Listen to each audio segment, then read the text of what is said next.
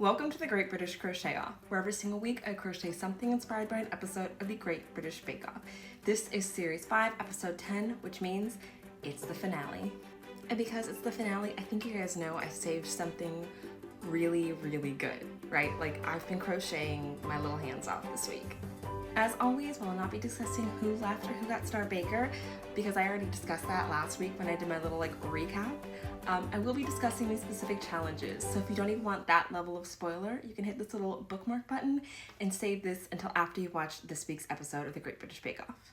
So the first challenge was viennoiserie, which is basically like a yeast leaven, but often laminated dough. So think like Danishes are kind of like viennoiserie, or different kinds of like croissants, things like that. So yeast and usually laminated together. The next challenge was kind of like, do you know your basics? So they had to do tarte à citron, they had to do scones, and then they had to do Victoria sandwiches, but like lots of little ones. They had to do a whole display of them. And for the showstopper, they had to do a pièce montée, which is basically like a confectionery centerpiece, and they used lots of different techniques and baking styles and like confectionery styles to put it together.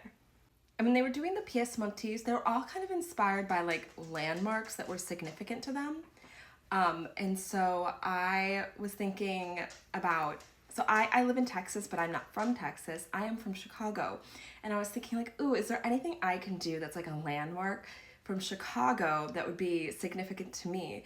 And as great as all the buildings are, I was actually inspired to make a giant Chicago style hot dog.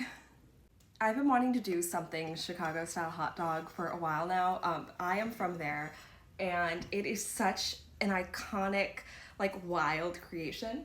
So this is of course not just a giant hot dog, it is also a blanket. So let me show you from a different view. Welcome to the Shea Yarn Chair, where I make most of these creations and where I will be cuddling under this giant Chicago style hot dog. So it truly is giant. It is touching the floor right now, and it's almost as tall as me. And I'm about 5'3", 5'4", so pretty big hot dog. And I put on all the toppings. So you have your line of yellow mustard. Guys, this is your opportunity. If you want to do any like ketchup jokes or anything, put them in the comments below. They're great for the schmagosschmithem. Go ahead. Any kind of ketchup jokes you want to make. If you guys want to get into fights about ketchup versus mustard, just go ahead and put it below. And then you have your pickle, and then you have some slices of tomato, you have a line of relish, you have some chopped onion, and of course you have what my father has informed me are also referred to as dynamite sticks, your hot peppers.